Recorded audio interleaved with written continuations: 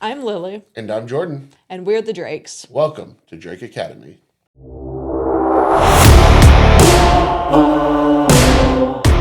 Before we start this episode, want to give a shout out to one of our sponsors, LandGo. We still have our code active for Monolith, so this gives you 10% off any LandGo products or events. You can go to the website here, and when you're buying anything, just make sure you add Monolith to the cart, and helps us, helps you guys save some money. We're going to be at the next Boil, the Boil 2026 in March. We've got the awesome team showcase. It'll be Team Monolith versus Team Zen versus CEDH versus Lemon Pepper Wet. We're pretty excited for what this event entails. Wayne runs awesome events. We can't say enough nice things about LandGo and the events that he puts on. Forest Fight this past weekend was fantastic. Great event. We had a great time on it, and we're really looking forward to the Boil. So you can go ahead and get your tickets now. You can see them online, and then you can also get like cool playmats and other stuff here. So just check out LandGo's website and use the code Monolith. Yeah, we really appreciate Wayne for everything he does for the community, for working with Monolith, helping us get some stuff off the ground. So please go out, support his events, use our code, take the discount, save some money, right? And we're just really appreciative and hope that, we can help continue to push forward the community and continue to give back to the community and help LandGo do so as well. On today's episode, we realized we forgot to introduce ourselves, and maybe not all of our audience is familiar with who we are, so we figured our icebreaker today will open up with that. We're then going to switch over to talking about the most common reasons you lose your CEDH games and how you can fix it. After that, we're going to switch over to questions from our audience, and then we're going to end with a little meta-analysis and a recap of the Forest Fight tournament we just attended this past weekend. Yeah, but first, let's get to introducing ourselves. Lily, why don't you take us off?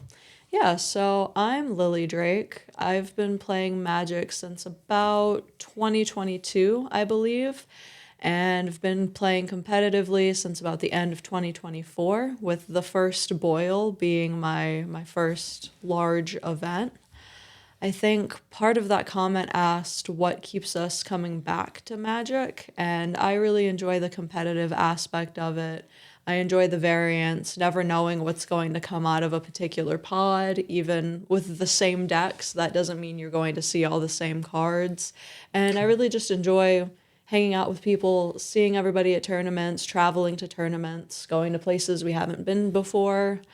In our real lives, we've been married for about almost 6 years now in March, and together for about 8 years now. We met in undergrad on the speech and debate team, so, The yapping started early. The yapping started early with Jordan. And, I'm a practicing attorney, so that's what I do when I'm not doing this. And, I can't believe we didn't introduce ourselves before. Yeah, we're goobers. Yeah. What can you expect from CEDH nerds? It's fair. We just got straight to the content. We didn't want to talk about ourselves. We're boring. We're not here for that. So I'm Jordan. I have been playing CEDH since about the same time as Lily. I started just a little bit ahead of her. We really got started after a small local tournament where it was like one of those like budget tournaments. It was like $500 budget, build your deck. I built Toxrill. It's pretty sick. That was actually my first CEDH deck too. I really tried to adapt that deck to CEDH, and turns out clones really, really suck for that deck. Like, really suck. Especially Imposter deck. The card's brutal. But it was fun. I think we had a good time with it early on. And, Lily was able to kind of get pulled in by the same group of friends that pulled me in. And from there, we started jamming CEDH together. We started Magic really not all that long before that. Commander Legends was the first set we ever did together. Or was the first set we ever pooled, and we did it together. And Lily built a Liaisa Shroud of Dusk deck, I think it was. Yeah. Yeah. And then I built Brynlin and Gilron. Simic BS, I swear. And we couldn't even go all that often, so we ended up playing a lot of 1v1 Commander, which does not work. Do not recommend. You think your deck's a lot better than it really is sometimes. Like, her Liaisa deck never beat me one-on-one. Turns out when you just bounce everything all the time, it's an unfair advantage. Yeah, a little bit. But yeah, we've had a lot of fun, and it's been a cool journey. The Boil being our first event, and then kind of it feels like every step of our career, the Boils have been these huge events for us. So the Boil one was our, first tournament, I think officially together. And then the Boil 2 being a huge culmination for me, and then Lily also top succeeding a major tournament. And then the Boil 3 is going to be a really cool experience because we're going to get to do the team showcase event with Monolith, which will be awesome. That's true. And, I think it just shows like where, again, we've come along this journey. So really excited to get to make content with you now. I obviously came over from Colors Are a Crutch, but I think it's special when you get to do it with your own wife. So that's unique, right? Like, That's true. I know they also asked how to get your wife into Magic, which I think people have been asking you for years now. So you got to marry a nerd. You got to marry the nerdiest of nerds. She played Yu-Gi-Oh competitively long before I came into the picture. So yeah, she did it long before I was there. I'd marry a nerd. I don't know what else to tell you guys. All right. Now that we've talked a little bit about ourselves, what we want to go into the bulk of our discussion today, and that's going to revolve around all the ways that you are losing your CDH games and how you can do to prevent that. What we don't want to cover, and we understand, right? It's a game of variance. There are 1,000 ways you can lose this game, but I think too often players are really quick to point at seat order, variance. It's that player's fault. They fed the fish, right? my opponent punted the game. I hear it all the time. Literally, someone will come up to my round and be like, oh, that person was, this, that, or the other. And it's, well, I'm sure they were. Yeah. But it happens. What decisions did you make along the way that led you into that situation in the first place? Did you give a bad hand? Did you make bad calls? I don't know. But we're going to talk about the 7 most likely reasons you're losing your CEDH games that aren't variance related and how you can fix those. Yeah. So, starting with number 7. The number 7 most likely reason you're losing your CEDH games is you're bleeding your hand. We see it all the time. All the time. We do see it all the time. It's crazy. How much information you gain just by accidentally, either you kept your deck too low, or you kind of turned it a little too sideways, or even just like when you pull your card off the top of your deck and you do it in a way in which it's like, I flip it up so my opponent can see it. Don't do that. Just don't do it. It's bad. It's very bad. And like I said, you just give away so much, so much information.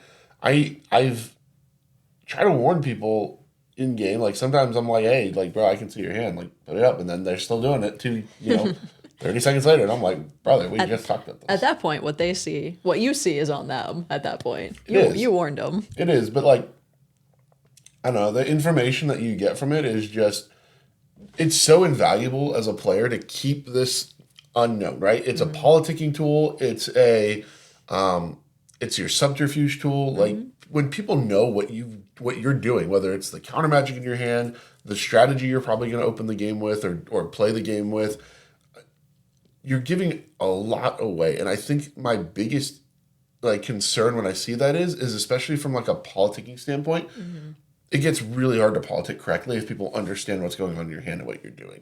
And so you're leaving points on the board when you're leaving points off the board, really, when you are allowing players to peep your hand.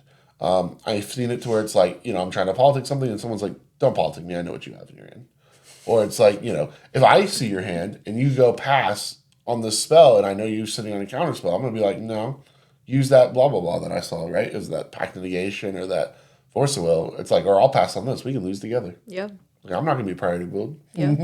No, I see it happen a lot. Yeah. And I think as a player, right, you have to just be, there's really no reason for it, right? And I'm guilty, so it's like, I'm pot calling the kettle black here, right? But keep the cards, nice and tight to the chest, right? High and tight, like a football. If anyone understands that reference, I'd actually be a little impressed. But legitimately keep them here to where your opponent can't see it. Be a little bit at an angle so that, if your opponent, looks over, then I'm just going to see your whole hand. I see some people play like this, and I'm like, holy, there's 4 of us at this table. I just glance over, and I'm looking at your board, and I see your whole hand. Like, come on, man. I know. Most recently at the forest fight, I was on the receiving end of that, and I was also no. I was on the receiving end of that, and I was also the one getting their hand peeped. So in one round, it was another blue farm, a Rogthras, and a Gwenum player, and I peeped that the blue farm had a culling writ Adnaz in their hand, but for the longest time, they didn't have a creature to cull. So everything was cool until they started casting creatures, and then I had to start playing differently, knowing, hey, there's a Nas in their hand. Yep. And when it got to a point where we needed to stop Rogthras, I was slow to interact because I didn't want to waste my Flusterstorm early before Blue Farm expended the Adnaz. And so that's kind of a point where if I hadn't seen that, he may have snuck that one over on us if he had timed it right. And it could have led to him maybe attempting a win over Rogthras. They did have a lot of value at that point, so maybe they don't get there, right? But at that point, they've given away that free information of a huge spell like Adnaz, and now I can't let that resolve. Now I have to play around this blue farm player's game plan. Yeah. And then in round 5, which at that point in the tournament, my round 5 didn't matter, but I'm still going to play. And I was putting my breach line on the stack, and someone says, hey, I saw a pact in her hand. You better be prepared to fight at least that. And so I was like, hey, man, you're giving away my secrets. But he had peeped my hand, and Jordan says I'm pretty bad at that. So Yeah, no, she's really bad about it. Sometimes I don't know how many times I've warned her in games, like, Lily, come on now. I see your hand. Generally, what I default to is putting my hand on the table, putting the dice on top of it with the number of cards in my hand, and just sitting back and not letting anybody see it. I mean, that also helps with the fidgeting thing. Like, a lot of players, like, do the thing. But Then they end up dropping cards, and you get free information anyway. or even when you're doing it, right? Like, if you're doing this and I'm sitting next to you, sometimes I can still see what the cards are when you're, like, moving them back and forth. So I'm like, bro, probably should stop doing that. Yeah. I mean, it's happened to me too, right? Like, the top 4 game at the encounter, Boomer peeps my hand, knows that I've got a Hazel Brewmaster that I'm sitting on to flash in. Unfortunately, he also missed that there's a Scrap Gorge thingy, whatever that stupid kidding card is. I don't remember. Armored Scrap Gorger? God. I'm not salty. Freaking Kinnons, man. Kinnon everywhere. I lose the Kinnon all the time. I hate Kinnon. How early into the podcast can we hate on Kinnon? Timestamp this. There's never enough time to hate on Kinnon. No, I agree. If I get Enduranced one more time, I swear. It's funny too because I'm actually playing Kinnon, like practicing Kinnon right now too. I'm aware. But that game got scuffed, I think, to a certain degree because Boomer's sitting around playing around that information all game, and instead of, I think, optimally playing, for one, missing the Armored Scrap Gorger meant that he was playing around a strategy he didn't have to. Right. Like, there was no reason for it. Brian, I think his name was Brian, never tapped the Scrap Gorger, so I never had a window with Hazel to go anyway. So it was a non-plan that he was playing around because he didn't realize. And I think we lost that game partly because I don't think he was using his spells as optimally as he would have otherwise. And all I had to do was have kept my hand more secure, and he wouldn't have known. Yeah. It is what it is. You live and learn. Another infamous one is that Gathering Place tournament where you... No, I don't know what you're talking about. I never did anything. So Jordan went for a reverse Thoracle line, Tainted Pacted, and the prior player's end step. Goes into his turn, hardcast Thoracle. What he didn't realize was there was a Force of Will in my hand, not a Force of Negation. I don't remember this happening. So he thought he got one over on us because he peeped information in my hand. And what he didn't remember was he had given me his shiny Force of Will. And it wasn't just my Force of Negation that was shiny. That used to be the only shiny force in her deck. Yeah. And then I had to Force of Will him. And then you we have all... to, by the way. Then it cost us a time twister. I just want to point this out. Then we all got Magded. And she lost anyway. You could have just let me have it. No, that's not how this works. If y'all ever think we collude, listen to this story. She will fuck me over, and she has no qualms about it. Literally lost a turn later to Magda, and I could have just won. I don't know how many times you've taken my Glinthorn off the battlefield. I don't want to hear it, and I don't feel bad. Marriage. Marriage. Isn't it great? The other thing it combats too, and it's cheating, right? Like, let's be real, it's cheating.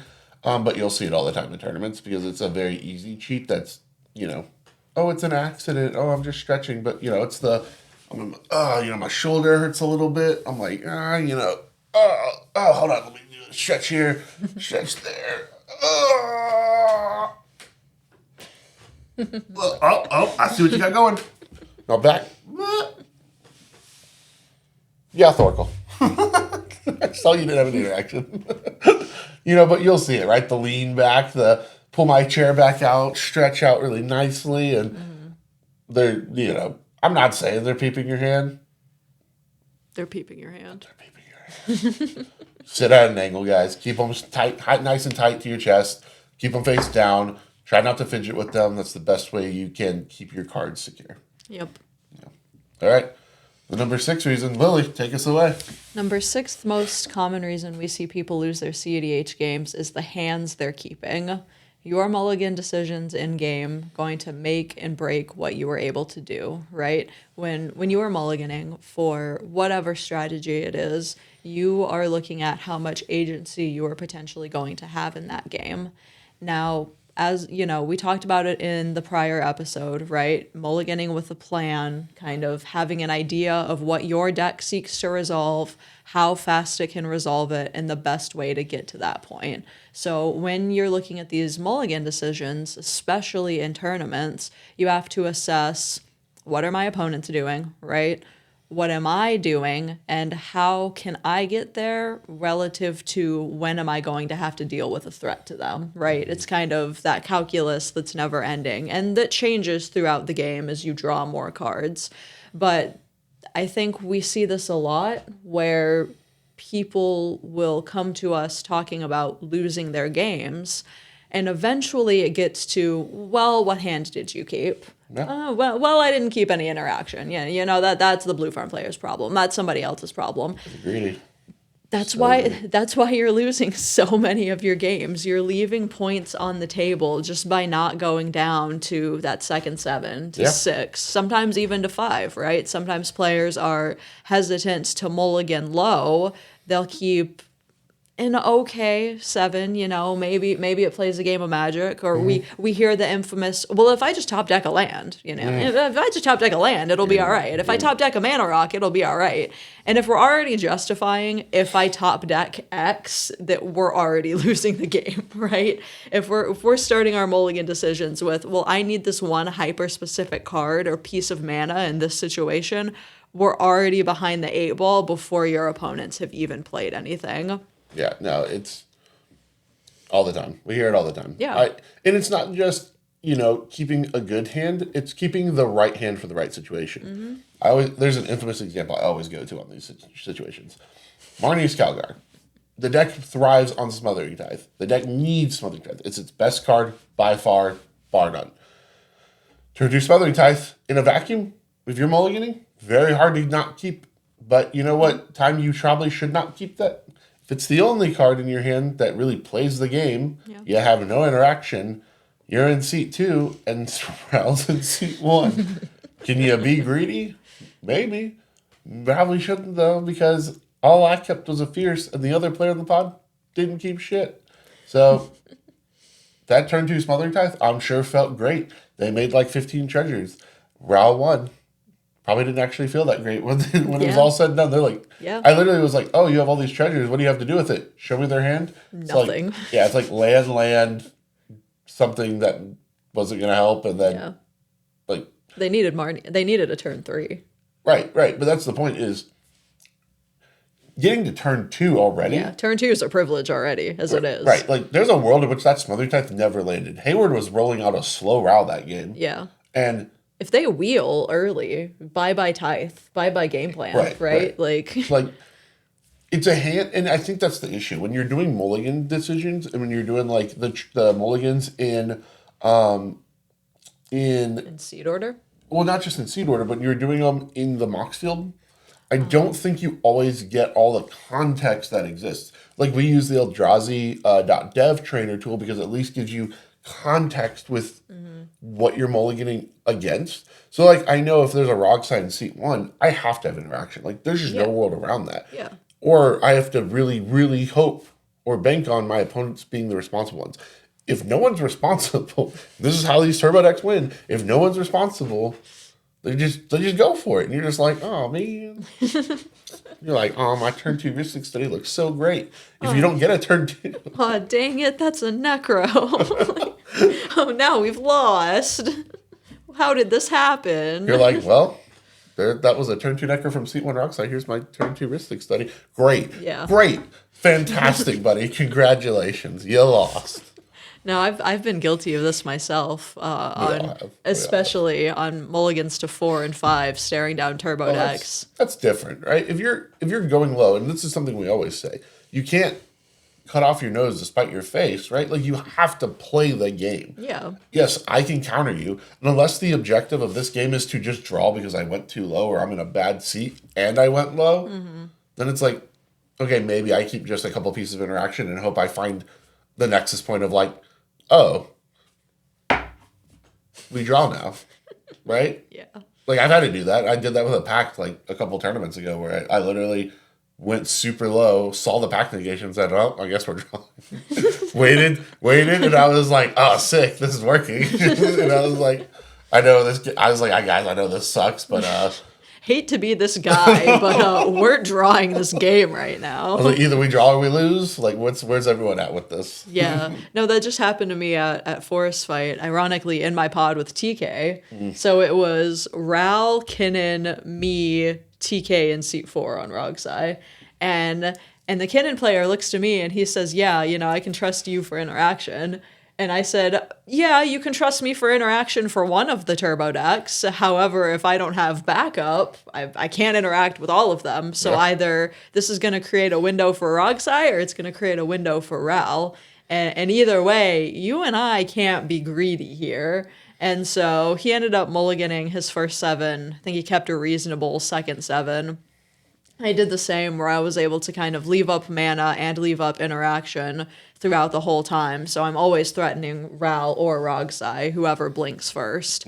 And eventually it got to a point where, we pivoted the turbo decks against each other. We said, "Hey, if you go for it, that person wins." We did the Jordan Drake special. And then it works. After, I think everybody tried to Ral had tried to wheel several times. Kinnan had a Nyx Bloom out at a point. I tried to push a GA, and then TK tried to push a Necro. And it got to a point where Ral had drawn so many cards off their fish, and I had to discard from all of my fish draws, where I said, I have no reason to stop TK's Necro, quite frankly, if we're just going to lose to Ral. And then we drew. So that's how it goes. Sometimes it happens that way, but we mulliganed with the plan to not lose to the turbo decks, and we left that round with a point instead of with no points. Yeah. Yeah. Yeah. Sometimes you do what you gotta do. Yeah. Draws suck, but they are a function of the game. A point is a point. A point is a point. I mean, at a certain point, a point is no longer a point. But exactly. That was round 2, right? Right. If we're in round 4 or 5, it's what are we doing here, right? Yeah. No, absolutely.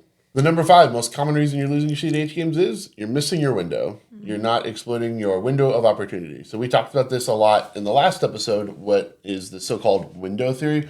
All it is what is your window of opportunity to win the game, right? It's kind of comes down to when you're paying attention to everything that's going on in the game, it's almost like counting cards in blackjack, right? Thinking about like, where have all the queens and the kings and the face cards, where have all the high value cards? Have they already left the deck? Are they still in the deck?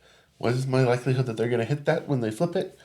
Very similar to CEDH in terms of have they used their counter magic, right? And this requires a little bit of an understanding of the decks you're playing against because some decks run some weird interaction. Like playing a Zerda, you're probably like, oh, it's Turbo Zerda. How much interaction could they have? Turns out, a lot. You're like, wait, I'm getting what? Like, what is... I'm getting silenced? And then I'm getting RB'd? I'm getting, I don't know, do they run Calamity's Way? Probably not, but it'd be funny. You know, there's a lot of weird white cards. I'm getting reprieved. You're like, what is happening? Yeah. And I think it's very similar, right? If people are using their interaction, it becomes kind of, when you start to play a lot of games, it'll become a little bit more obvious. But like, if you see a massive stack war happen, and you're right after it, that's your window. Like, do they have more interaction? It's possible. Maybe. They certainly have a lot less than they just had. Yeah. And, you know, that's your go time, right? They still might stop you. A window is an opportunity, but it's not, you know, It's not guaranteed, right. right? There could have been a screen on the window. You don't know. The window could have been closed, and you're the crow from the old Clorox commercials. You're like, wee. Like these things happen, but like, you know, it's the opportunity to go for it, right? You know, it's based on, you know, have they used a lot of interaction, have they drawn a lot of cards, and then do they have mana up? Are kind of like the three variables you're really looking for, and sometimes you're going to get this wrong. Like, you know, it's going to look like perfect, right? They're all tapped out. No one's really drawn a lot of cards. There's a bunch of interaction used. And then someone's going to have a Force of Will that comes out of the blue. And you're like, where the fuck was that come? Well, what? Like, it's happened to me. Like one of the craziest games early on happened to me. I was playing Marnia still. And guy on try to turbo out a win on like turn 2. I'm sitting on a turn 3 Thoracle Console. It's like the best Marnius hand I've ever seen. This deck does not Thoracle Console to save its life.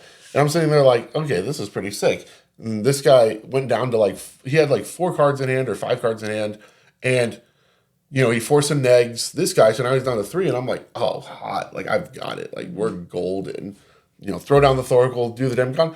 Homie was still on a Force of Will, too. Like, 7 of his cards from his opening hand were like, force pitch. And I'm like, what is happening? Oh, brother. I don't even remember what deck he was playing, but I immediately sat there going like, bro, you just ruined one of the best hands I've ever had. Yeah. Turn 3 Marnius wins are like disgustingly rare for me because I just don't ever see Thoracle. Yeah. I know. It never comes up. I know one time I was on Malcolm Vile and I kept a turn. This is like a turn 1 or turn 2 Thoracle Consult hand. And that hand actually got there. The blue farm players were greedy. And I think it was a Sisay. I think it was like 2 blue farms and a Sisay, right? So Sisay's not interacting and the blue farms, I don't know. I don't know what they mulligan. I think they just mulligan for draw engines, right? It was the blue farm plan with no interaction. And so I was in first seat. I untap with my mana rocks and my lands. I just go Thoracle Consult. Mental misstep check, Force of Will check. Cool, GG's. But there are other times where I thought nice. There was another game. I thought I timed it perfectly. It was a Rogthras, a Kinnan, and a mono black deck. And I'm on Malcolm Vile. And This is the first story just to rub in that yours worked and mine didn't. yeah, 100%. Grixis gets there, Esper doesn't. Anyway, I thought I timed my Glinthorn perfectly, right? Everybody but the mono black player was tapped out, but I didn't identify that as a problem because, you know, what are they interacting with on the stack, right? So the blue players pass, and then it ends up getting to a point where I think it was Flare of Malice, maybe? I think I got Flare of Malice, and the combo didn't go off. So it was weird. I thought I saw a window because the blue players were tapped out. The window got slammed shut, and it's fine. It happens. But the point of this is identifying when those blue players are tapped out, when the interactive decks are tapped out, what interaction they have used, and then hopefully being able to capitalize on it. Yeah. It's one of those things that just comes with time and experience. The more games you play, the more of an understanding you'll get on what your window is. And the window is very different for the decks, for each deck, which is why like we stress a lot about playing your deck for like 50 plus games, because that's the only way you'll gain an understanding of it. The window is different for Rockside versus Atali versus Blue Farm versus TNT. And until you kind of play the decks themselves, it's gonna be really hard to grasp, you know, the feeling of when do I go for it, when do I not? Because the worst thing you can do is punt games by pushing into closed windows. Like windows that are absolutely slammed shut. Their board's over that window, they nailed it down, and you're just like, I'm gonna go anyway.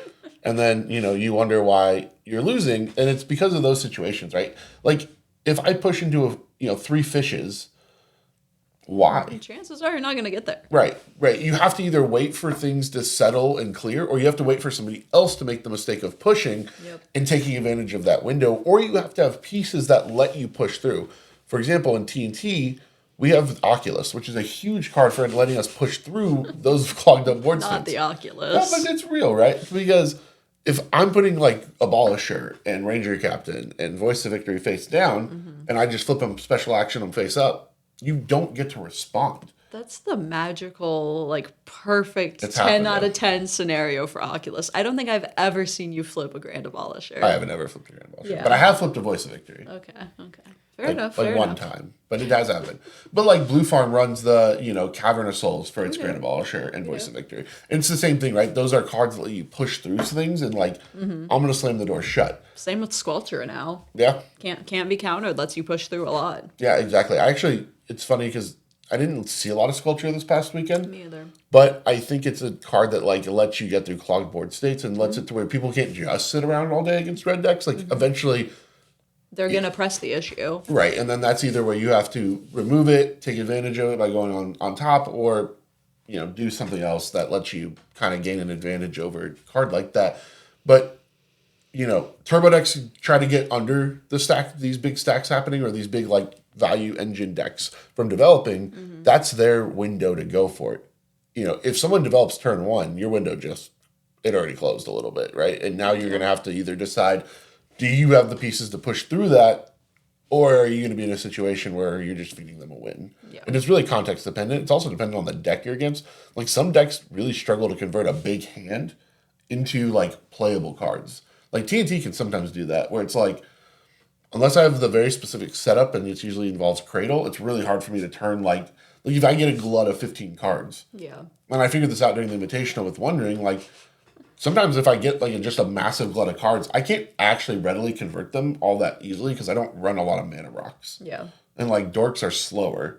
So I'll play out like 3 dorks, but I still have to pass and let those dorks, come on online.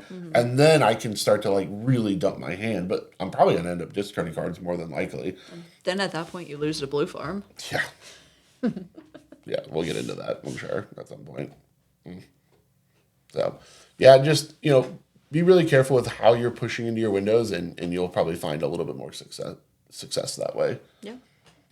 All right, the fourth most common reason why we see people losing their CEDH games is interacting at the wrong time or interacting with the wrong piece. So a lot of this discussion centers around kind of learning your own deck, right? But also learning what your opponents are doing. And as we've mentioned a lot before, this just comes with time. This comes with tournament grinding and with the meta knowledge that you're not going to have in your first couple tournaments or your first couple CEDH games, right? But I don't know how many games we've witnessed where it's a situation of, hey, you should remove this piece and not this piece, right? I know I just had a situation this past weekend at Forest Fight where I was trying to convince a player that he needed to remove the second reducer on Rogthras's board, right? He was going for a second Biomancers, and I think we had the piece to interact with the first Biomancers, and there was already the ability to untap Cradle and what have you. And I don't think it clicked for that player in that moment how absolutely cooked we were if Rogthras was allowed to have not one, but 2 reducers, a Cradle, and a way to untap it, right? Oh, It yeah. just, That's bad news. yeah, it didn't click to him in that moment. And, I don't know if he hadn't played against Rogthras a lot. It was round 1 and he was zoned out. He wasn't thinking about it, whatever the case may be. But knowing when to interact with your opponent's pieces can be crucial to whether or not you're winning games. Because if you interact too soon, then you've just given information to your opponents that you have this spell, right? If you're allowed to take it back, or if you say, I'll hold it for the opportune moment. Well, now they can play around it. Or if, triggers have happened and the spell has to stay on the stack, then now you've just wasted one of your resources. You're down a card when somebody, is attempting to win or attempting to accrue value. And now you're at a disadvantage. Your opponent is at an advantage. And that's how we get to these awkward game states where you're not able to win and you're questioning at the end of the tournament, well, why couldn't I convert? Yeah. Well, what pieces did you interact with? When did you use your counter magic? Did you counter things at the correct time on the stack? And it's little micro decisions like that that allow you to start winning games more, losing games less. Yeah. Yeah.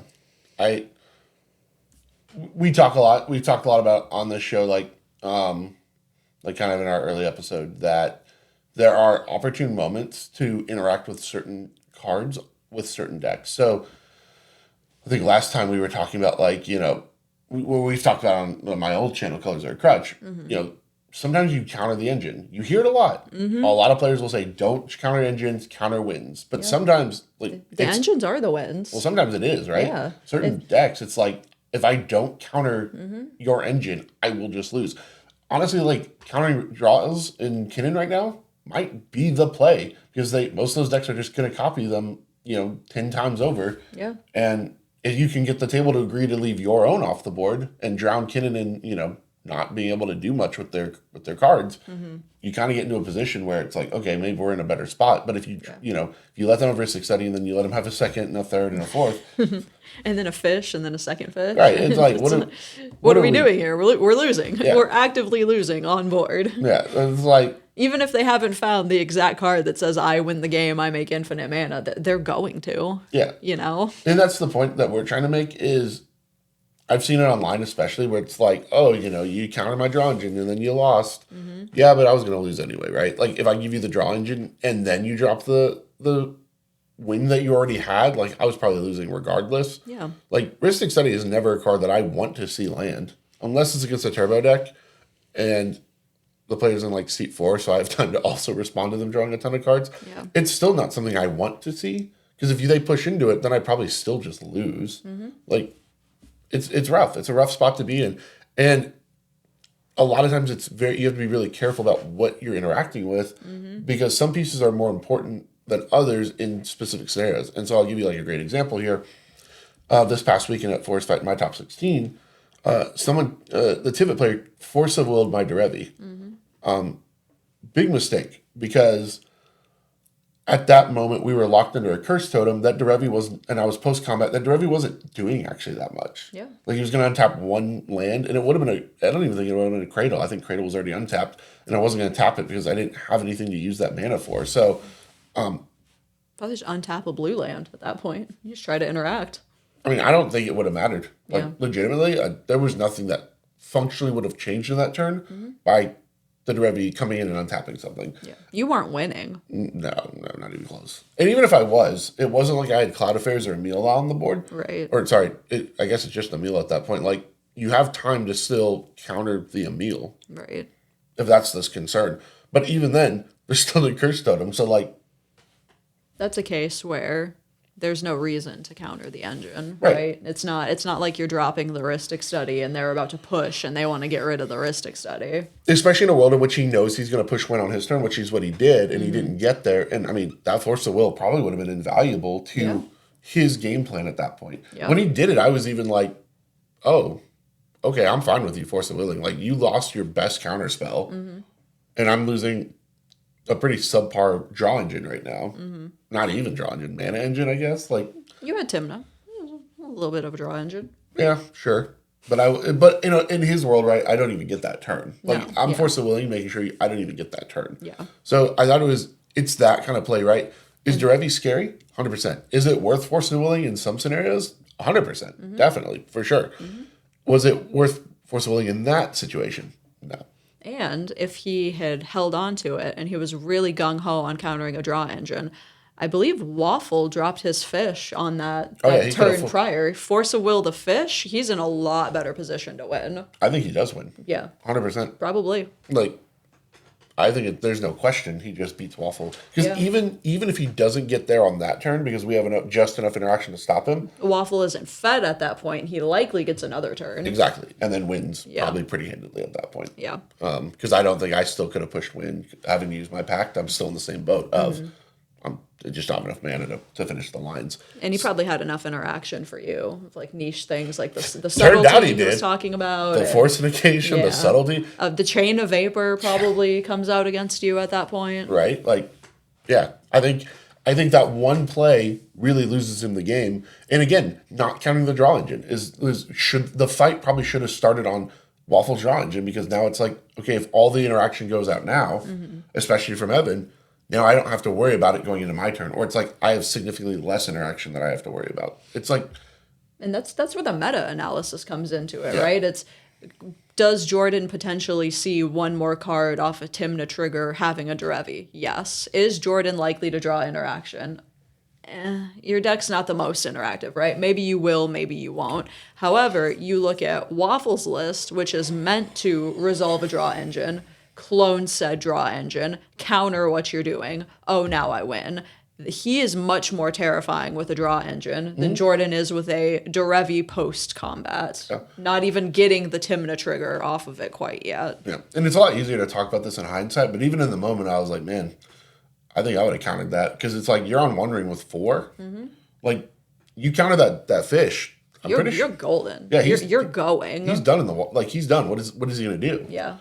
Kid is just going to sit there. It's going to be hilarious. Yeah. Especially since we were still under the curse totem. And I had found the Beseju, but I was fine with Waffle being locked under it. Because I can play under a fish, or I can play under a curse totem better than he can. And Until he got the draw engine to outpace you. But even then, I was still in a fine spot. It just ended up being kind of a turn simulator issue of like, I needed... Hey, that's cope. Never blame seed order. I mean, it's true though, right? Because if he had been in my spot and I'd have been in his spot, then I think the role is reversed. Yeah. He was C1, you were C3, so that's valid. Right. He had a whole extra turn to set up that I didn't... That's valid. I didn't get. Yeah. Hopefully, too, I wouldn't have had to use my pact, and that would have changed a lot of things. Yeah. But it gets, obviously we don't know what would have happened, but it does, there was a lot of factors that get there. I just think that extra turn ended up being like the big sticking point the whole time. Right. Because usually it's like, if you're behind the person pushing, it's like, oh, great. But because I had to use the pact, it ended up not being so great. Right. I needed that extra turn pretty badly. Yeah. But yeah. The number 3 most likely reason you're losing your CEDH games is you have a misunderstanding of the deck you're currently playing. And this comes a lot from net decking. Like if you're taking the list you found online and you play it in the tournament, but you haven't actually done like the research on the primer, you haven't been playing games on it. I feel like it happens where people see like a cool list online and they just immediately take note of it. Like, we have a friend that does this sometimes. I love them, but I don't know that they always necessarily... It's not that they don't put in the work. I think sometimes you don't play as many games as you realize that you need to like master a deck. Yep. And it's not even that you need to master it necessarily, because even 50 games, you're not going to master a deck. But like, if you're not going in with a full fundamental understanding of why every card does what it's supposed to be doing in the list, because when people build lists, generally every card is presumed to do something that helps the list, right? Cover its weaknesses, progress your game plan. And some cards are luxuries. And as you play the deck, you'll find the cards that are like, it doesn't matter. Especially in a singleton format. I think sometimes we put too much stress on like, what are the last 5-10 cards in the deck? Yeah. Probably don't matter as much as you think you do, as you think they do. But every card does matter to a certain degree, because you don't want to be drawing bad cards, right? If I put like 5 goblins just to do it and I'm in a red deck, and it's like, I think this is just funny. It's funny right up until you draw that goblin in a bad spot and you're like, okay, maybe it wasn't this funny. Maybe this would have been better as an actual piece. But the reality is, right, that like, if you start removing pieces from a deck before you understand it, you might remove a critical piece that you didn't realize is like what needed to be there. Right. I've done this before where, especially when I was playing early on, I would remove critical pieces, have to go back and be like, why am I losing? And then it's like, once you understand why the deck has those pieces in there, you're like, oh, okay, I see you. I see what you're putting down. I'm picking it up now. I had to lose like 5 games first, but like, I get it. Sorry, Lily's phone rudely interrupted me. And, rude. Just rude. It is 6 a.m, a time when alarms go off. Yeah, we screwed up the first version of this, so, We are recording this at 6 a.m. on Thursday morning. That's how much we love you guys. Yeah. And hate ourselves. The first video was great, except it looked terrible. And I honestly have no idea why. I watched this the quality was really bad. Yeah. So we're gonna go work our day jobs after this and go be normal people. Somehow. Well, normal, right? On what, 4 hours of sleep? Yeah. Well, I'm gonna quickly edit this before I work, and then yes. Yeah. Yeah. Fun times.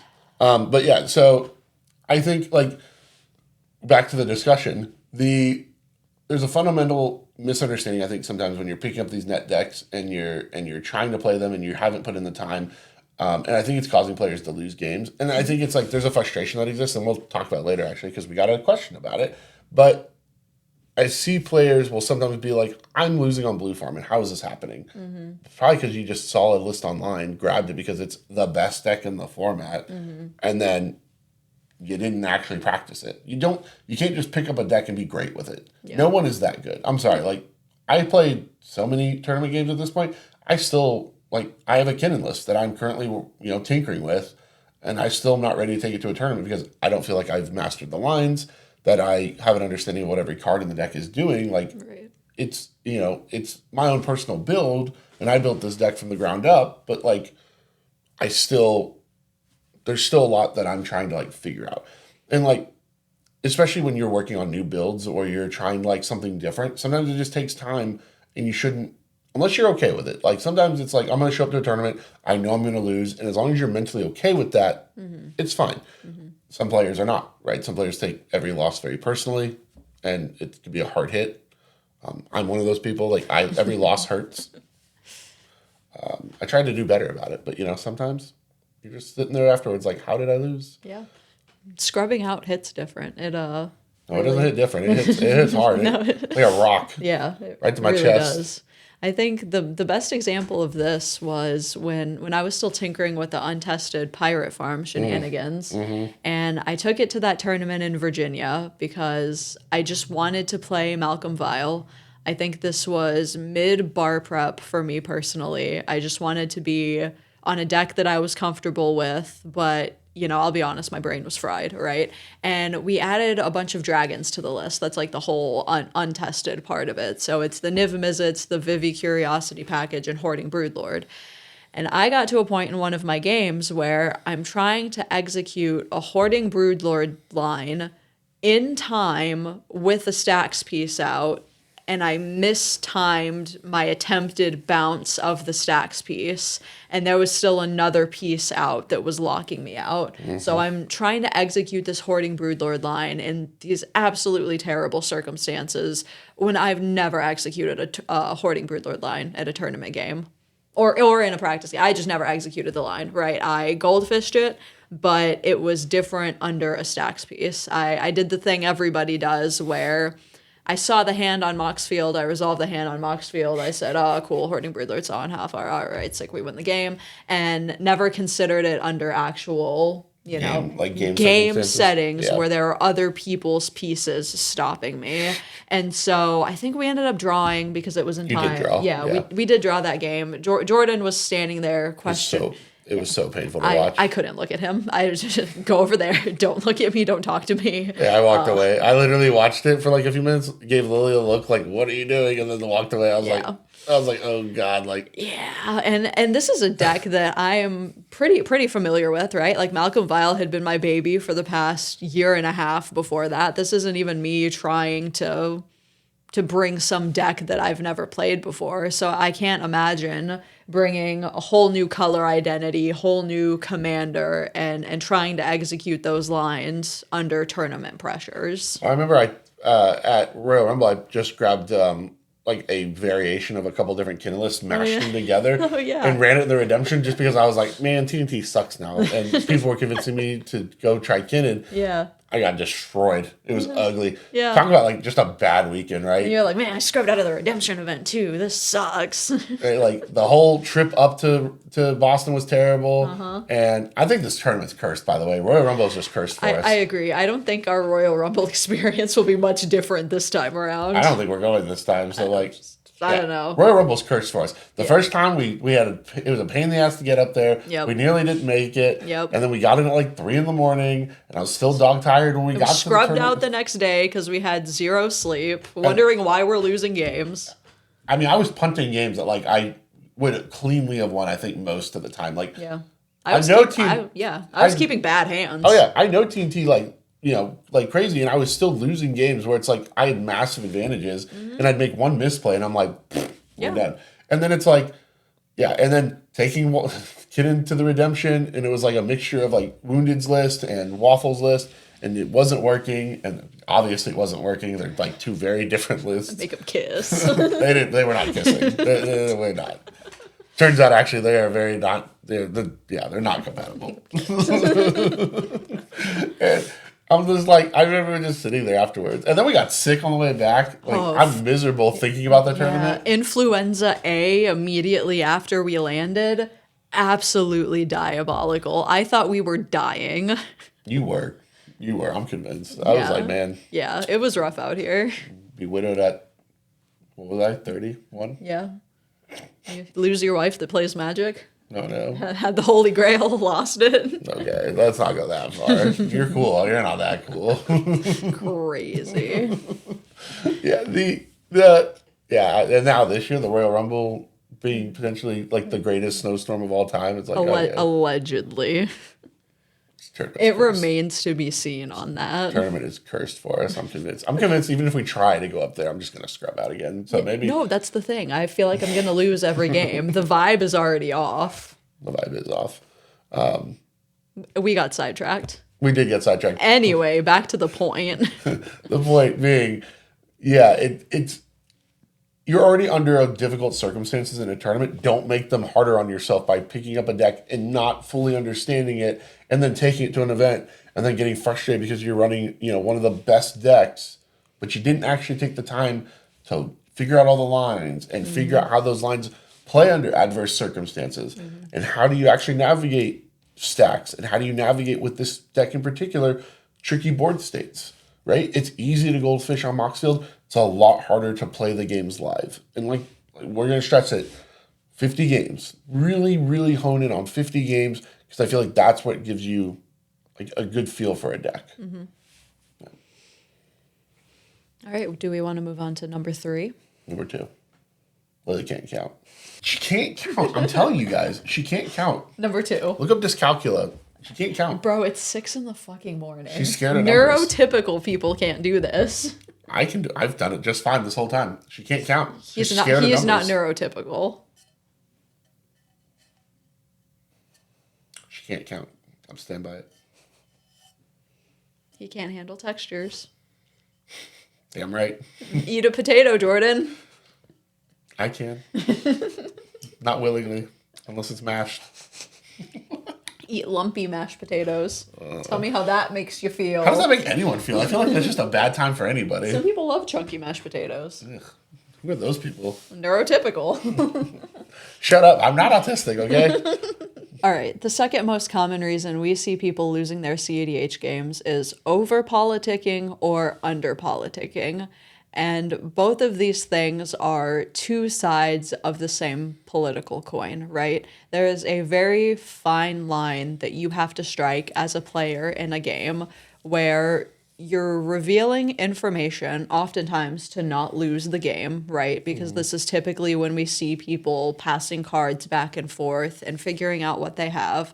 So there's a fine line between not losing the game, not punting in that moment, but not over-committing to sharing information to the point where you are getting taken advantage of by another opponent. Yeah. And there are players, especially at top-level tournaments, at, any tournament really, at the top tables, where it is yap central. We yap over every decision. A tutor goes on the stack. What are you getting? It's lovely, I promise. Are you trying to win the game? Are you pushing right now? Are you winning right now? What are you getting with that? Hey, can you pass me the Wishclaw Talisman? Every single decision will get politicked, right? And oftentimes at those tables, what we see is, especially players who aren't familiar with top 16 or top 4 pods, will get fatigued by the level of yap that goes on, the amount of yap and the frequency of it, to where by the end of it, it's, do whatever the hell sure, you can have the Wish Claw Talisman. Sure, I won't counter their spell. Sure, I'll interact here. And it becomes a point where you are just saying yes to everything that these players are telling you, and they're politicking you into these positions where you are doing their bidding. We like to jokingly call it mind worming you, right?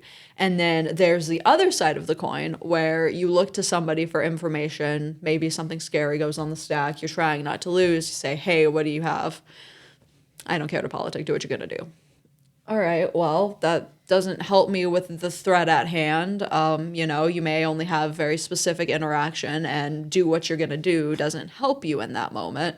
But, that player's trying not to reveal their hand. They're trying not to overcommit, right? Yeah. And it's like the judges tell you at the beginning of every single tournament, your opponents do not have your best interests at heart. So reveal every card and every piece of information with that caveat in your head, knowing that that may screw you over later, and your opponent may just blatantly misrepresent what they have. We see lying in the format occasionally.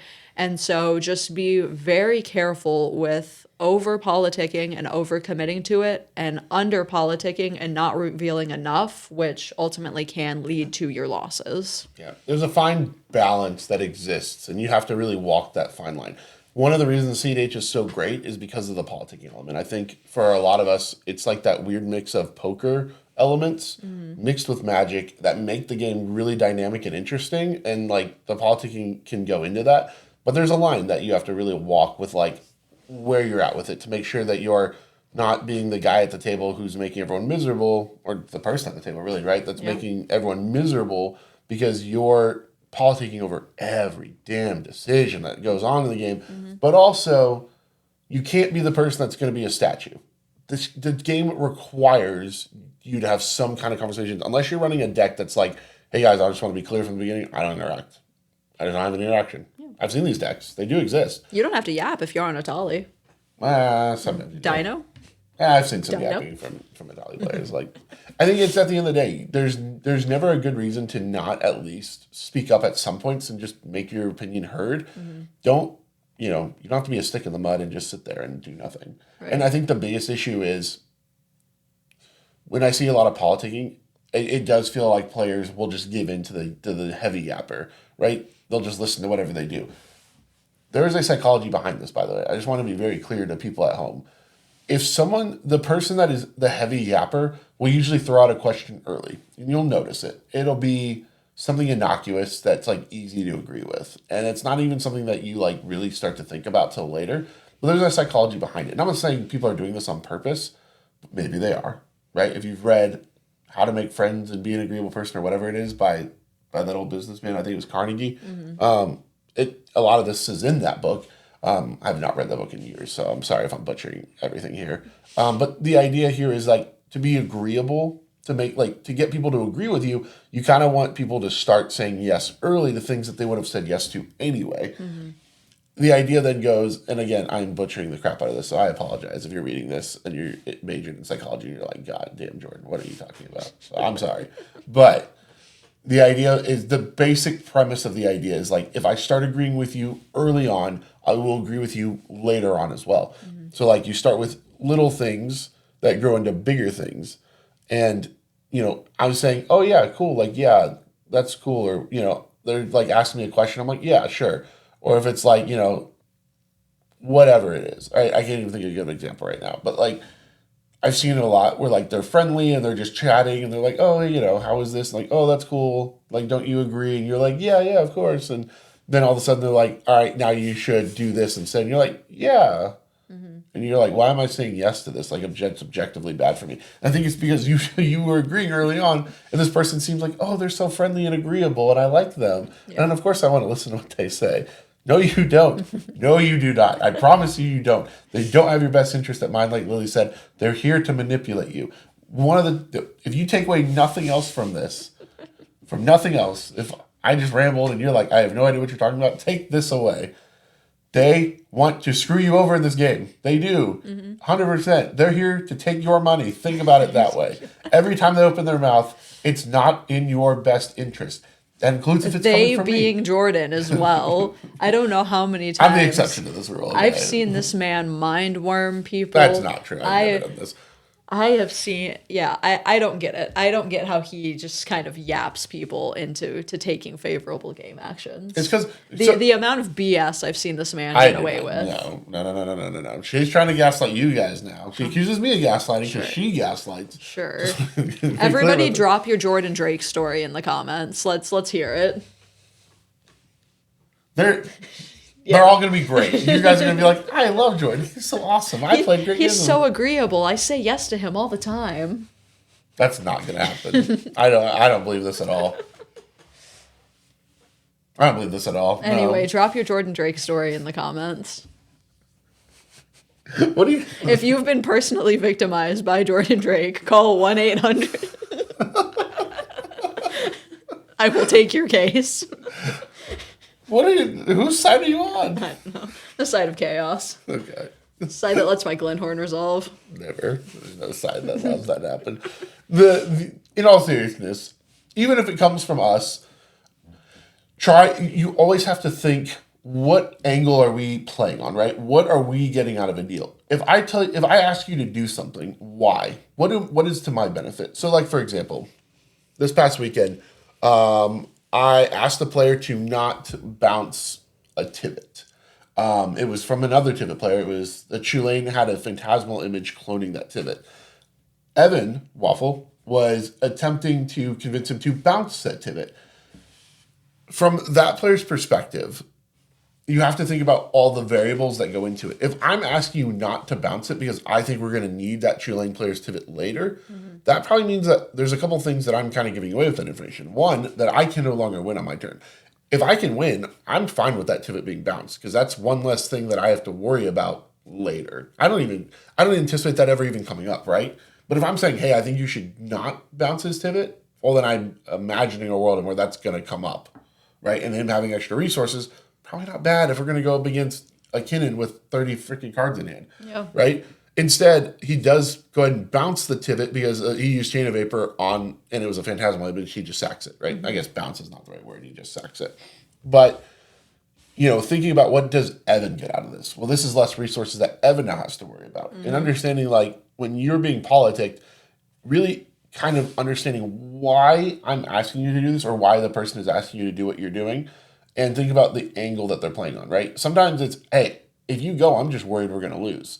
That's a fair argument. That's something you can definitely consider. You can look at it and be like, all right, I can see where they're coming from. They do have me stopped, and there is another deck that can go behind it. It's a reasonable argument. This is sometimes why I do get away with some of this stuff, because they are legitimately reasonable arguments, and it's like you lose if I don't push, or you lose if I push, because I'm going to have the spell for you. Right. So why would I? Like, it's just it's bad play for me to push. Sometimes it's worth it to push into the spell and just say, no, I just want to get out of your hand. But if you're against other turbo decks in the format or other, or not format in the pod, or you're against decks that are like really proactive and can really push early wins, you can't justify going for that. Like in the end, you have to listen to the person and be like, yeah, this freaking sucks, but it's a good point. I'm gonna listen. And it's why sometimes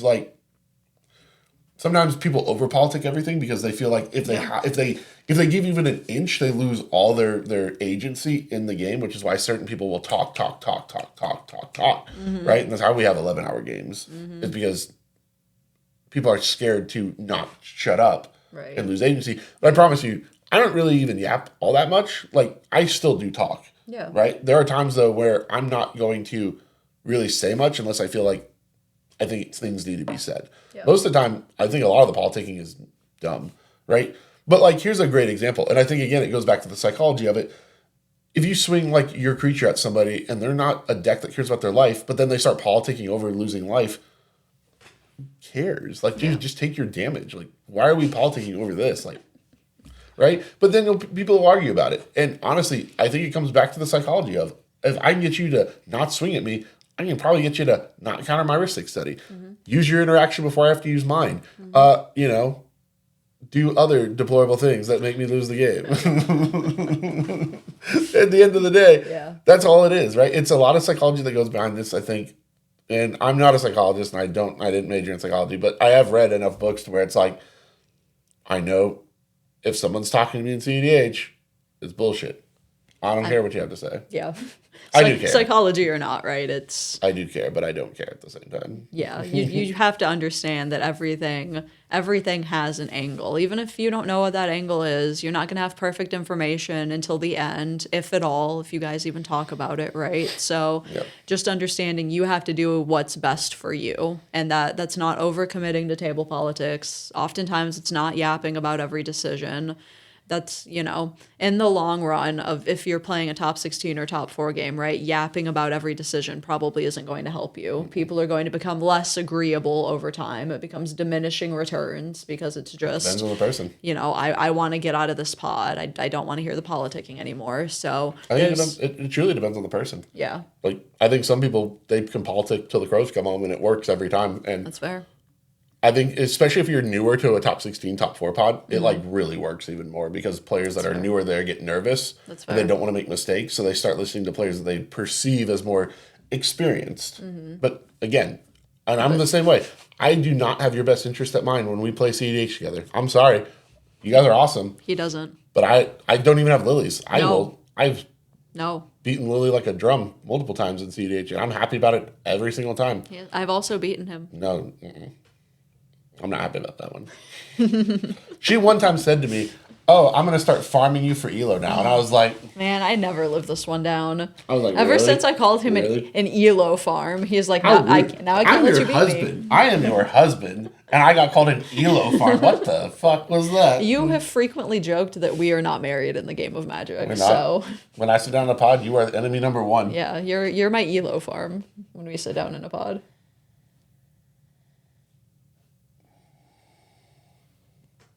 Once again, gonna remind you guys, it's about 6:30 in the morning now, and he's dealing with this.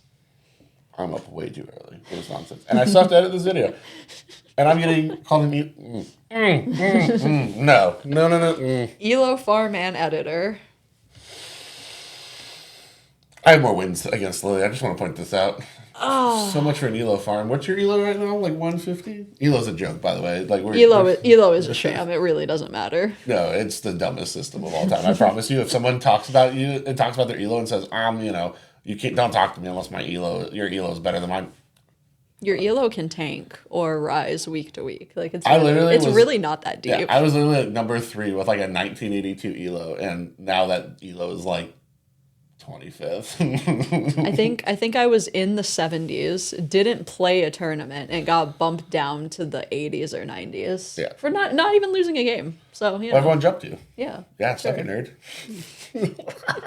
Anyway. The number one reason that you're losing your CEDH games is little mistakes. And we've kind of touched on a lot of these, and this is kind of a catch-all category because there's like a lot of stuff that falls into what little mistakes. And mostly this is around like your own errors, like did I sequence correctly?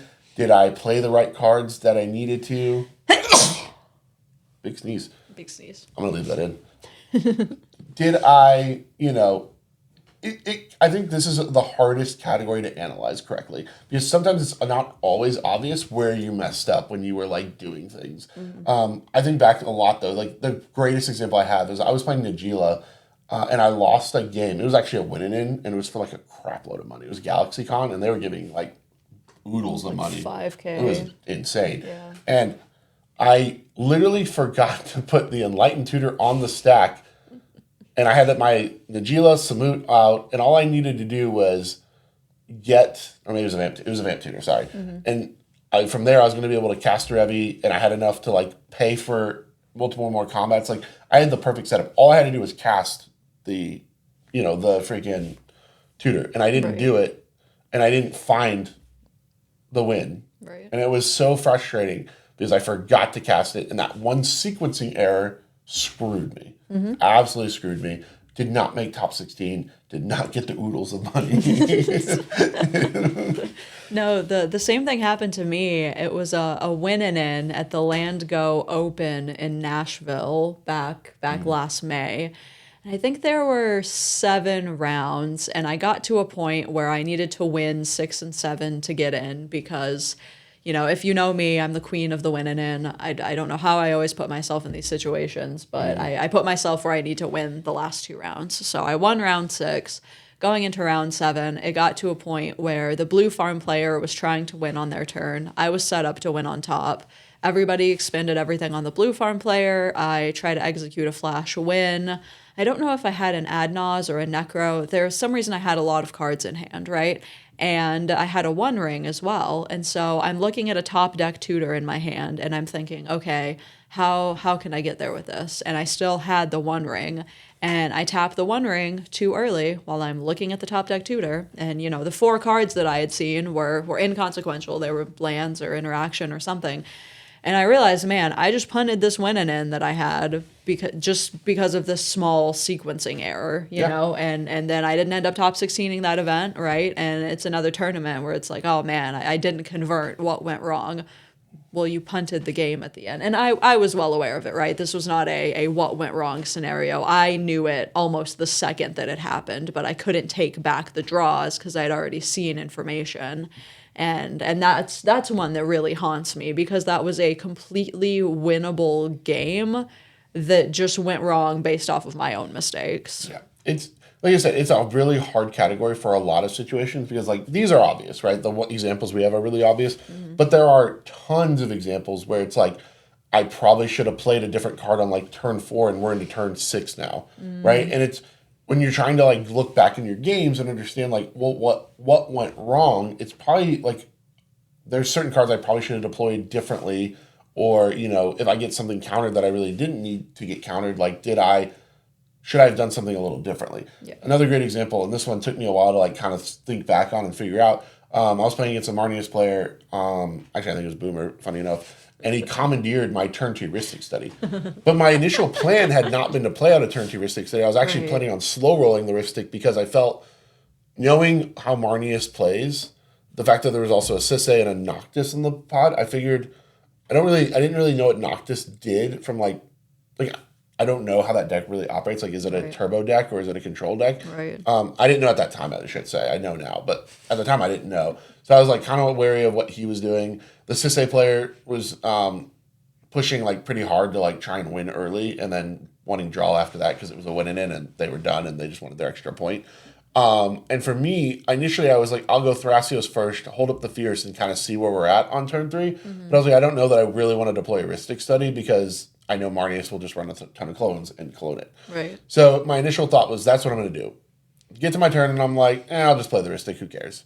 And Marnius commandeered it. And I lost that game to Marnius because commandeered Ristic Study, and then I have nothing else left to play on. Yep. Pretty freaking good.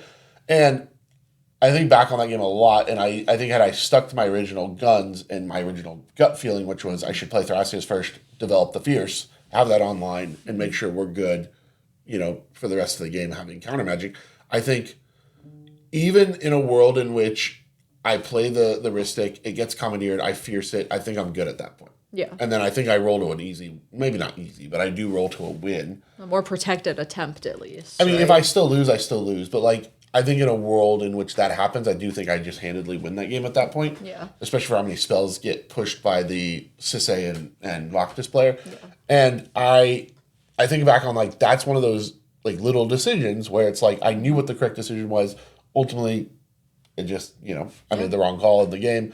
Like the Derevi player and the Force, or not Derevi player, sorry, the Tivit player with your Derevi and the Force of Will, right? In that moment, he didn't know, hey, like, this could really be beneficial here. Hey, Waffle's gonna drop a fish, but it's small little mistakes like that, not waiting on interaction, and those micro decisions that can make or break your games. Yep. No one's ever accidentally Force of Willed something they shouldn't have. It's never happened. Not at the Top Deck Invitational. On stream. Okay. For most of the format to see. Thanks, Lily. You're welcome. You didn't have to throw the extra details in there. I think they know what we were talking about before that. Well, if you don't, you can go watch it.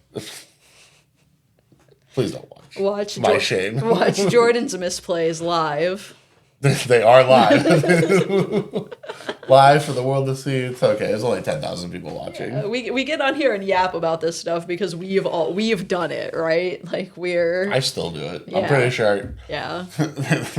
Thankfully, it didn't kill me this weekend. But like, I literally had a game where like I could have just cast a meal at any time, or like found a meal and I win. And I went through a convoluted ass line that ended in a Brewmaster Devoted Druid combo. And then after they were like, "Why didn't you just cast the horse?" And I was like, Oh yeah. "Yeah." And I'm like, "I don't know. I'm an idiot." I literally had like Cloud of Fairies with like a bazillion mana under a Voice of Victory, and I literally went, what was it? Nature's Rhythm into like something else. Nature's Rhythm again into something else. And they were like looking at me, and then I was like, "Oh shoot, I need a blue for Thrasios," and I'm like, finale for something else," and like it worked. You're overcooking. You're in the think tank. And literally, because I said like I don't know if I get there, and I think everyone like was like, It's like rolling their eyes at you. brother. And then I think as they saw me playing out, they're like, "Oh, he doesn't see it," and I'm like, "Yeah, I just never considered a meal like." Then that's when you start rooting against your opponent. You're like, man, I hope you punt. Man, I don't see it. Don't see it. Don't see it. Draw this game. Draw this game. That was not my finest moment. That's for sure. You too. We got there. We got there. We did win, so it wasn't like the worst thing ever, but like it was not pretty. Yeah. They're like, "Yeah, Jordan Drake never makes mistakes." It's not true. I promise. I make so many. It's kind of crazy sometimes, actually. Yeah. Especially triggers. Oh, we didn't even talk about missed triggers. That's like another one. That maybe should That's like- that should have made the list probably. It's like number 8. Yeah, Number 8 that's was- number 8. And I miss so many. Yeah. I'm so frustrated myself. I think about- Especially Ristic and Mystic triggers, right? Unless there's a reason not to. You don't want to get your stuff bowmastered, whatever. Smothering Tithe is the one that I like fuck up the most. I'm so bad at Smothering Tide. I always forget to grab the treasure Yeah. off of the first draw for turn. Yeah. I'll be like looking at my cards and be like, and they'll be like, draw land, and I'll be like, all right, maybe it's probably too late now to say something. You're like, oh man. like trigger, and everyone will be like, I'm like, oh. Yeah. I'm really bad at missing Smothering Tithe triggers. Yeah. Especially since I've been on Blue Farm lately. It's just not still getting used to the white half of the deck. And All right. Well, now that I think that's going to be the all that we have to talk about with how you're losing. Let's go through some audience questions real quick, and then we'll kind of do a very brief breakdown of kind of where we see the meta after Forest Fight. All right, so our first question comes from Bicey Baxon 365. What do you think happened to Kefka if you were to adapt the list to a turbocharged meta? I think Kefka is still a really strong deck. I think it just people stopped playing it because Turbo, Mardu, Summer, and all that. yeah. And I think that's still kind of the mindset is like Kefka's just a tad slow for the format as it exists today. But I don't necessarily agree because the deck does attack the meta really interestingly. You don't see a lot of hand attack in CEDH, mostly because it's really hard to take out 4 players' hands consistently. Yeah. And with the ubiquity of like really powerful draw engines like Ristic Study and Fish, or Mystic Remora, it makes it really hard to consistently take cards out of people's hands and get them to a point where they don't have any way to play the game. And I think Kefka still has a lot of good things going for it. It's still Grixis, still can run really cool cards like Misdirection, Commandeer, and some of the other big blue spells we were talking about because you're not generally playing the Ad Nauseam plan. You can still do Necro pretty easily, though. So, like, I think the deck's fine. I think people just aren't playing it because they're playing other stuff right now. Like, a lot of Grixis players are just probably playing Roxai. I was gonna say, I think people fear the mid-range Grixis. Yeah. You know, people see Grixis, people see Ad Nauseam Necro Breach and say, oh, okay, this deck just has to slam. And I see it a lot in the Malcolm Vile community of, you know, we just need to run this deck like Roxai. And then it's, well, wait, why isn't this deck converting? You're scared of the mid-range grind plan. And I think people are scared of that with Kefka as well, right? Like, Yeah. it's okay to use your life total. You know, it's okay to resolve a Necro on turn 3 or turn 4 after we've interrupted some hands and seen some information and seen some interaction with people. Especially with a deck like Kefka where you can even do a more mid-range Necro and it's fine because Kefka's going to let you see a ton of cards. And your mana production's online, and Necro's going to feel better. You're going to whiff on your Necros less. It's okay to go into a developed Necro. And Kefka can run like a really good suite of interaction, like actually like a really high density of stuff. So I think it's fine. I I might just go up a little bit on removal right now. Maybe just like some more bounce spells to deal with like Squelcher. But you can also run Squelcher, so like I don't know. I think the deck's fine. Yeah. Like generally, Yeah. I'd play it if I had to. I'd play it. I don't like Grixis, but like I would. I'd get on it. From Patrick Baker 2780, with you taking an established deck like TNT and flipping it on its head with the Cradle strategy, Logan changing Rog Side into Wrong Side, and Waffle pioneering NBC Kitten, what other established decks do y'all think could use a complete rework into a new strategy? So I think most decks could probably use a rework into a new strategy. I think the problem with CEDH is we get really comfortable with archetypes that exist, and only a handful of people are willing to like really get creative and establish new archetypes by experimenting with cards. Or there's a massive card pool, right? We know the cards. We can go on Scryfall, we can look it through the massive pool. But I don't think everyone has like a clear understanding of how some of these cards could piece together. Take a Boro Breeze Color, great example. That's been in the format forever. It's been in the pool forever. But we don't run it in the format until Sam Black figured out, oh hey, this card's bonkers with Cradle. Right. And it's one of those situations where we would never have known about it unless someone is going out and experimenting and looking at different cards and figuring out, okay, how can I piece these cards together in a different way? And I think that communities sometimes get really locked in on like, this is the way the deck is built and aren't willing to express any creativity there, or kind of stifle creativity sometimes. So you just have to be really open-minded. I think literally every deck in the format could probably use a rework. Even Blue Farm, right? Like that's a deck that everyone says is solved, but is it? Like maybe. There are so many variations of Blue Farm out there now. I mean, we were cooking with Mayhem Devil and Knuckles and, treasure variants of Blue Farm. There's the more turbo I'm Rogsai with silence effects Blue Farm. I ran Malcolm Glinthorn at the Envy in Blue Farm, all right? Like Blue Farm is You were far. memeing. I was memeing. I still kind of advocate for it. May go back on it. Who knows? Gosh. Calling any deck solved is likely. I don't want to say a misnomer, but it's likely not the best way to handle the deck, right? There are so many cards out there, new sets getting printed pretty regularly, right? Like there are so many niche interactions that we probably still aren't aware of that could go into the format.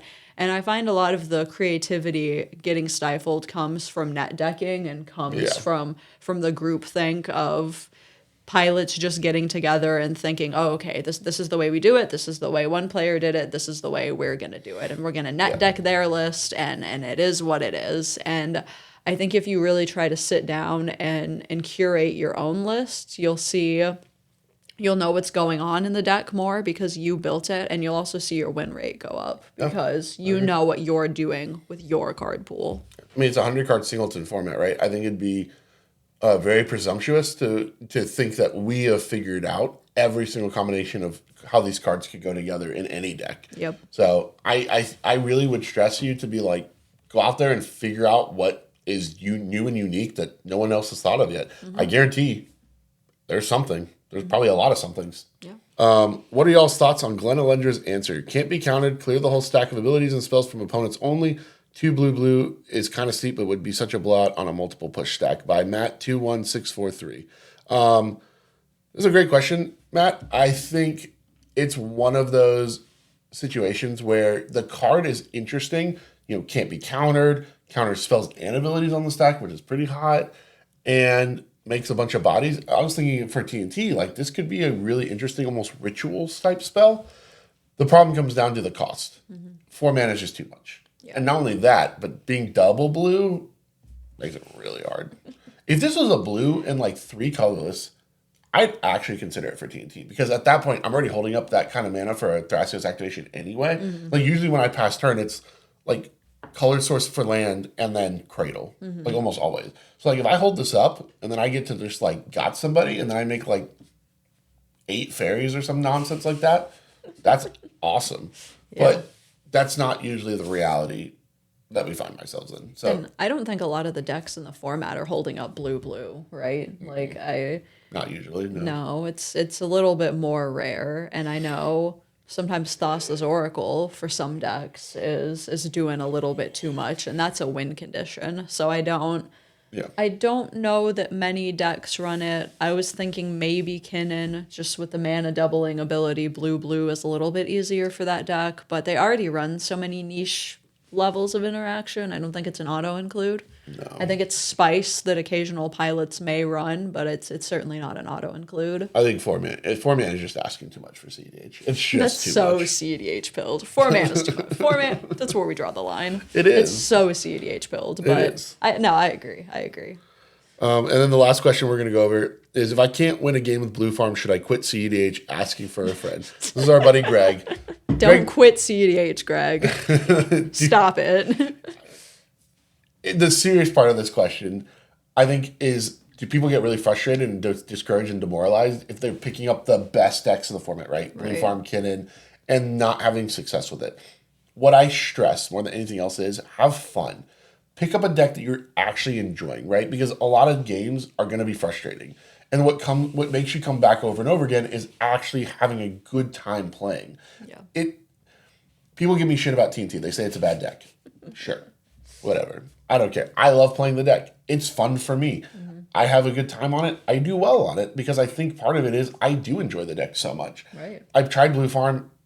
Like, I played it. It was fine. I did well-ish. Right? Like, I was like, I played Rockthras. I hated it. I hated the way Rockthras felt. Yeah. It's funny because it's so similar to TNT and yet not at the same different. time. Yeah. And I hated it. Yeah. And I literally went 0-3. It was like one of my worst tournament forms. And it was a local, like, I'm getting destroyed. Yeah. Yeah. like sometimes great decks just don't feel good in your hands. Yeah. And so part of the challenge is find a deck that feels good for you and go from there. Yeah. I've picked up Jordan's Tree Farm for locals before and not won a game and absolutely hated it. So just because somebody's doing well on it or it's doing well as a whole doesn't mean it's going to do well for you. I think that's why people know me for a lot of Malcolm Vile piloting, because I had fun on it and I happened to have some success on it, right?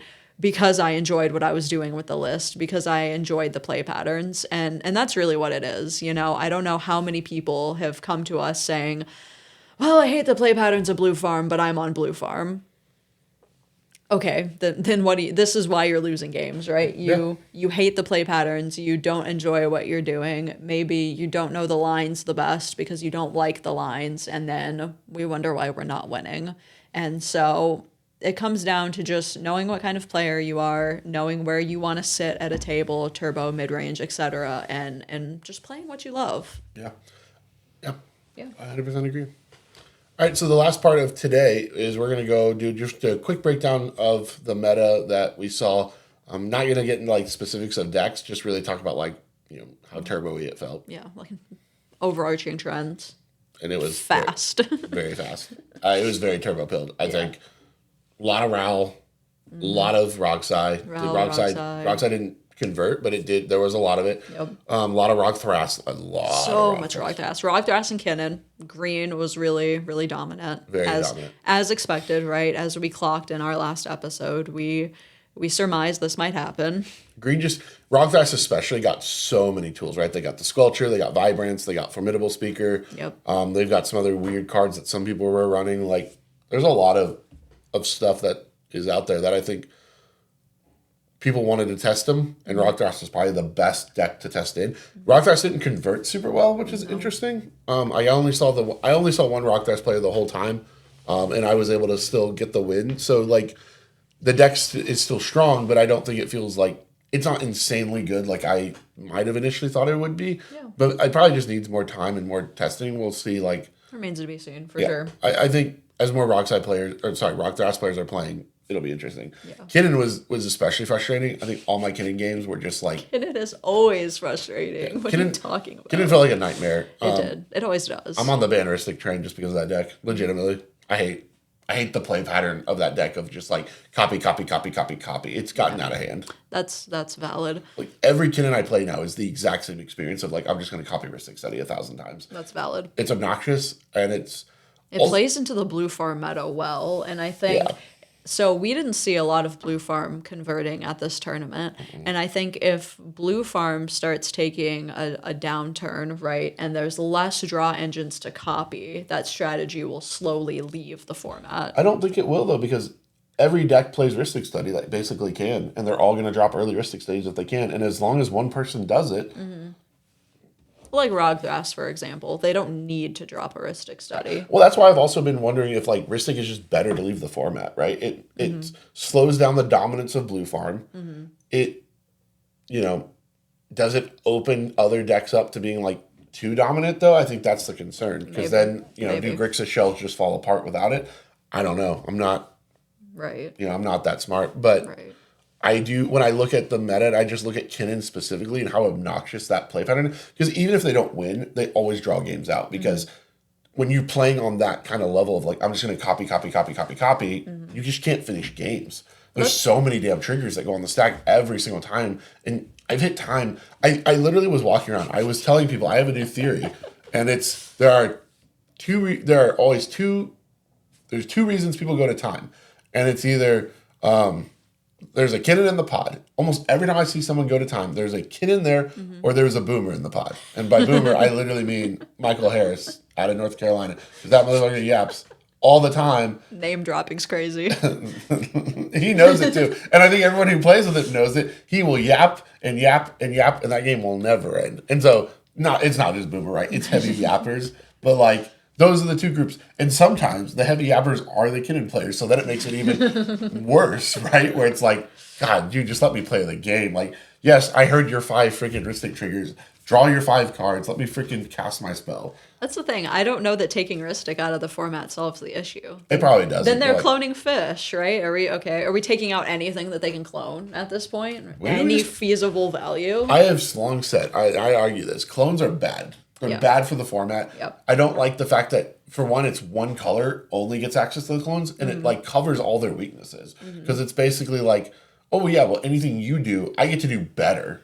Because and cheaper, usually. Yeah, oftentimes cheaper. The only downside is that I have to play a little bit more reactive, but like some of these decks, that's perfectly fine. What they want to do. Yeah. So like, I think clones are unhealthy because they're just not very balanced. Like, blue just gets too much. It does. And when it comes down to the color palette, right, you get the card draw, the counter engines, the clones. Like, there's a reason you can run a mono blue deck and you're probably okay. Like, it's not going to still feel the greatest, but generally it still feels better than a lot of the other monocolored decks. Yeah. I think the clone metas have been extraordinarily frustrating both times, right? The Dockside clone meta was frustrating.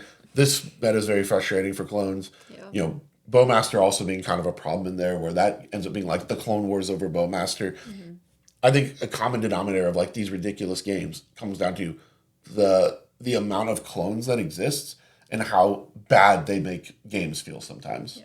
So is the solution just handling clones, I mean, there's too many of them now. You're going to ban like 15 cards just because they all clone? And that's the thing. We can't ban all value just because it can be cloned. Yeah. We're in a catch-22 problem here, right? Just ban Kinnan. Just ban. You heard it here first, guys. Actually, not even first. We're not the first to say that, but ban Kinnan 2026. And I mean, it already left the game changer list. Like, that's not even happening. I actually, in all seriousness, I don't really advocate for the banning of commanders because people have put so much work into their decks. Yeah. That like there has to be a really, really good reason. Like Nadu might be the exception because Nadu was so bust. Like literally the Nadu exception. If Nadu existed today, it would destroy this format. Oh yeah. Like especially it was destroying the format back then. It was about to be just Nadu and Blue Farm and Rogsai pods. Yeah, I mean that's true. That was about our meta. But Blue Farm and Rogsai could very easily compete with Nadu, and we're doing just fine. I think once you took away all the like Dockside and the fast like let's say that ban was literally everything but Nadu, it'd be like 80% Nadu. So today. cooked. I don't want to live in that format. The format would be terrible. It'd be a miserable experience. Yeah. So I think the commanders really have to like Nadu was getting crazy numbers without a lot of play. No deck really. Even like Kinnan, as annoying as Kinnan is, a lot of players really struggle on Kinnan. Yeah. And it's really like the skill divide is really high on Kinnan. It is. And while it's obnoxious when you are playing like higher, like really good Kinnan pilots are really frustrating to play against. Kinnan pilots that are still learning or newer to the deck or like still struggling to pick it up, not as frustrating. And so like Actually, it's still I frustrating. was but gonna say it's a still. I'm gonna disagree. It's still frustrating. It's like right? a different level of frustration. Yeah. Yeah. Yeah, I don't know. The deck it's one of those decks where it's interesting. It's probably a design mistake. Yeah. Like a green and a blue for just double the rest of my mana is a little crazy, but And the colors that already make a lot of mana. yeah. Wonderful. So who knows? But yeah, that was our meta. Yep, turbo. Turbo. Lots of Ral. Boil it down to one word. Timnadargo. Anti-Ool. That was crazy. Jund turbo deck. Yeah. Was not expecting that. Asika in the top 4, you Shocker. know? Shocker. Lumra on the top 4. Yeah. That was also cool. Aaron, good job. It's pretty awesome. I don't think Lumra usually does that well, so. I mean, it doesn't. It's a cool deck, but, like, it's also a deck that I feel like players know how to play around now. Mm-hmm. So, really awesome that he was able to top 4 in an event of that size. I agree. I agree. So I think that's all the time we're going to have for today. We have places to be, things to do. It was awesome talking to you guys. We really appreciate all the support we had on the first video. That was really fantastic. A lot of nice things were said. That was, we really don't, can't say enough. We can't say thank you enough for how awesome the community has been to us and how welcoming everyone was in the first episode. Yeah, we read every single comment. We looked at everything that you guys said, took any feedback to heart, right? And we're just really appreciative of everybody that takes the time to watch, that was excited for the podcast, that came up to talk to us in person. We love that. Yeah. Please continue to come up to us. Yeah, we just want to kind of give back to the format, right? And try to help come yap about things that we see, and maybe we help people win a game or two. I don't know. That'd be awesome. Yeah. So that's all for now. Thank you, everyone. We'll see you next week. Thank you.